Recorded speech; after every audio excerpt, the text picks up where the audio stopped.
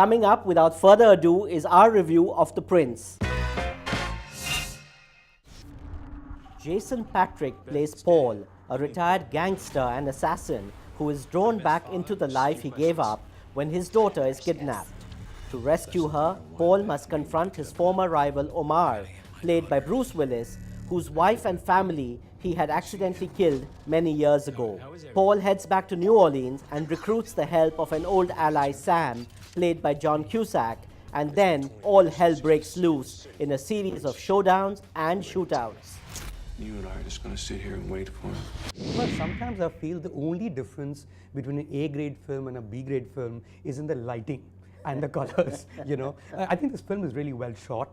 There's great interplay between darkness and light, and you know, the colors also, as we spoke about even before the show. But hey, this is a really B-grade movie, and clearly there was no script. I'm sure all that the actors were told, Jason Patric and Bruce Willis, was that they're going to play very macho characters. So there's like guns and bullets all over the place. But when you think about it, why did they say he has to do in this movie? I have no clue.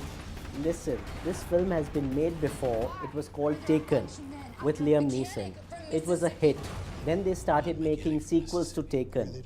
This film has no business to have been made, and it's credited with 31 producers.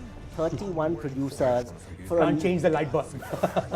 who absolutely don't even know what this is all about. You know, we reviewed The Expendables 3 a couple of weeks ago. And in that film, Stallone goes on record to say that Bruce Willis refused to appear in that film because for $3 million for 3 days' work wasn't enough. I don't think he's done more than 3 days' work in this film. Yeah. Neither has John Cusack. Right. And these are people who used to be able to shoulder an entire blockbuster on their very able shoulders. Well, getting on to the OMG or the oh my god moments for this film, Fahad, to be honest with you, there are no OMG moments when the whole movie is an oh my god film.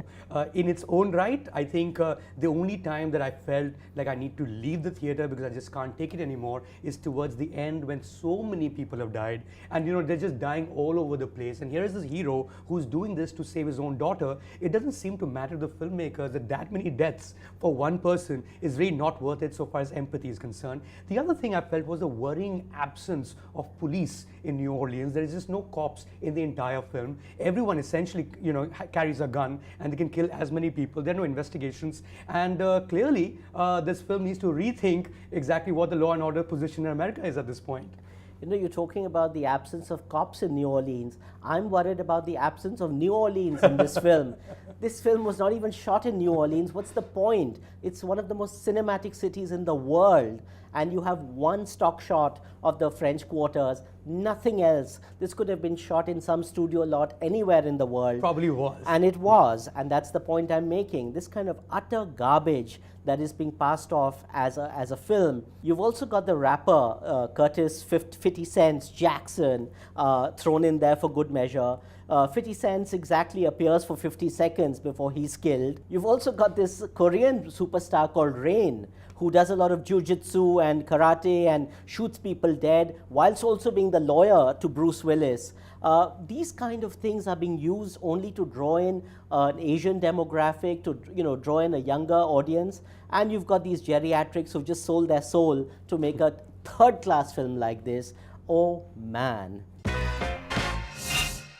Well, this film, as is very much clear by now, is a peko from my side for sure. Without belaboring the point, this is possibly the dumbest Hollywood film I've seen this year. It's a video game, literally, because the cherry on top is Bruce Willis' character, and then there's Jason Patric, who needs to get to the top, you know, obviously killing about 1,000 people along the way. I would rather play a video game. That will make more sense to me. Mayank, I couldn't agree with you more. It's very, very apparent that this is a full-on peko film. As all of us are concerned, any right-thinking individual should avoid this with a barge pole. The fact is that this film, The Prince, is a royal pain in the you-know-where. Please, please desist. Well, that's it. That was Friday Double Bill for you. Tell us what you thought of the show. Subscribe to our channel on YouTube and give us feedback always.